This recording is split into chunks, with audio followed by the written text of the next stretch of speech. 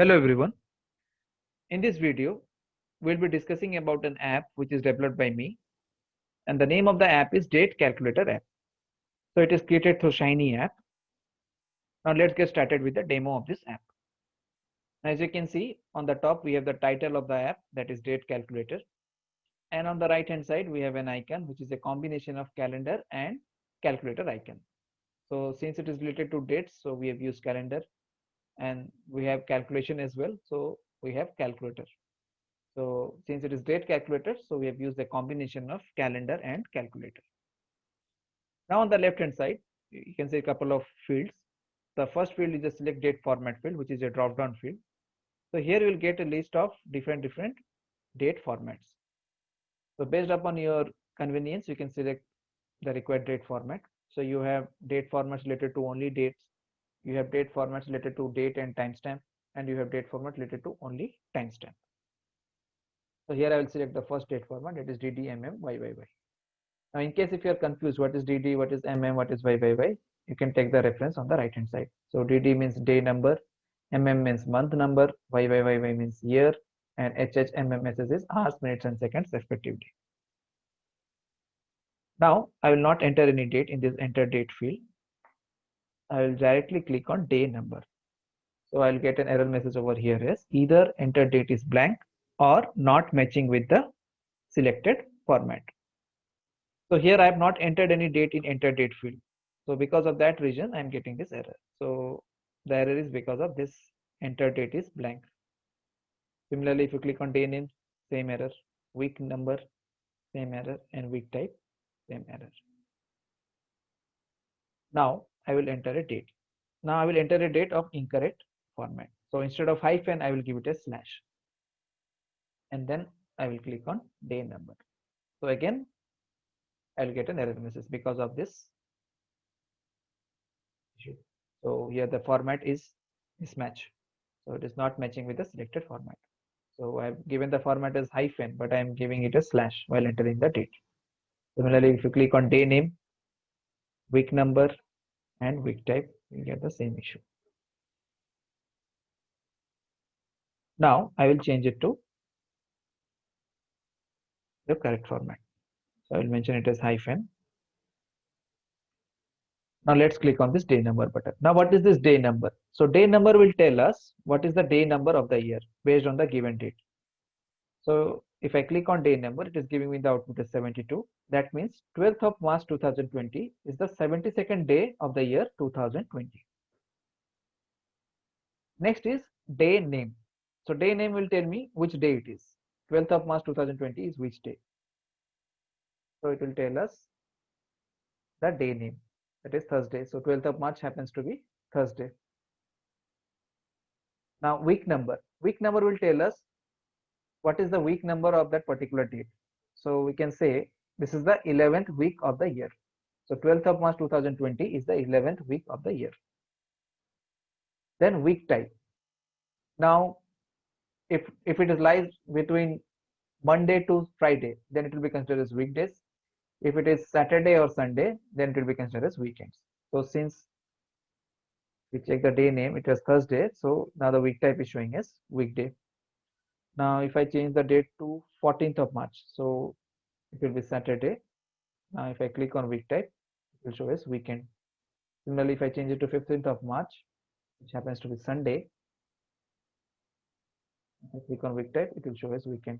And if I change it to 16th of March, it happens to be Monday, now the week type will be weekday. Now if you want to show current date, so you can just check this checkbox. Automatically it will show us the current date. It will not show us the time because we've selected the date format as only date. So due to which it will show us only the date part, 30th of September 2020. So accordingly you can check the day number. So this is the 274th day of the year. Day name, it is Wednesday. Week number, this is the 40th week of the year, and week time happens to be weekday because this is Wednesday. Now next is how to find out the difference between two dates. Now if I want to know the difference between two dates, I have to enter the end date as well. So unless and until I don't enter end date, I will not be able to find out the difference between two dates. So you need to have data in enter date field as well as in entered end date field. Then only we can find out the difference. So you can see over here, since I have not entered any end date, all these difference related buttons, years, months, days, hours, minutes, and seconds, are disabled. So once I enter a date, then the buttons will be enabled. So what I will do over here is I will change the data in enter date field. So now if I want to change the date, now I don't want to put current date. So what I will do, I will just uncheck this and I will enter some date. So let's enter as 12th of March 2017. And I will put end date as the current date. So I will just check this checkbox. So it will show me the current date. I can see over here, once the enter end date has been entered, years, months, days, hours, minutes, and second button has been enabled. And the buttons related to extract are disabled. So whenever you're trying to extract something, you have to enter the date in enter date field. Don't enter any date in enter end date field. So only you need to enter the date in enter date field. If you want to find out the difference, then you have to enter the dates in both the fields. So that is how it works. So once you enter the date in both the fields, buttons related to extract will be disabled.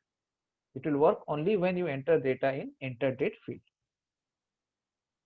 Now let's check the difference. So if I want to know the difference in years, so I will click on this years button. So it will show me 3.55 years.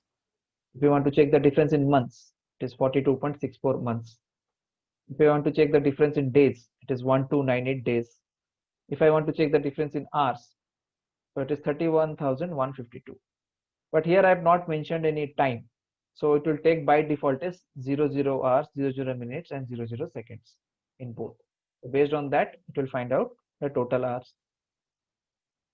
This is difference in minutes, and this is difference in seconds.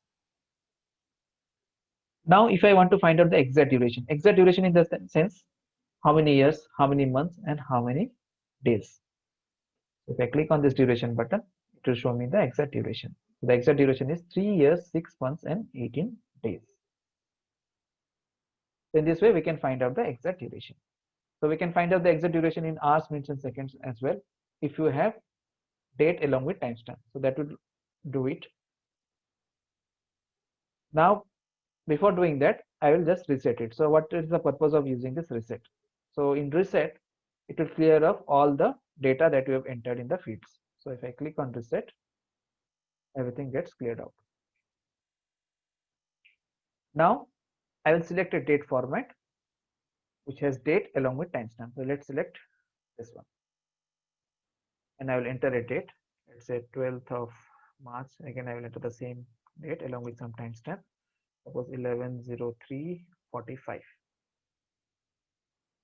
And here I'll choose the current date time. So I'll check this checkbox current date time. So it will give me the current date along with the current timestamp. So now it is 7:22:18 p.m. Now I'll check the difference in years. So it is showing as 0.55 because I have entered the date as 12th of March 2020. It is from the same year. Months 6.65 months. Days 202.35 days.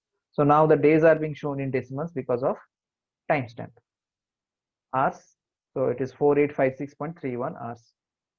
Minutes 291,378.55 minutes.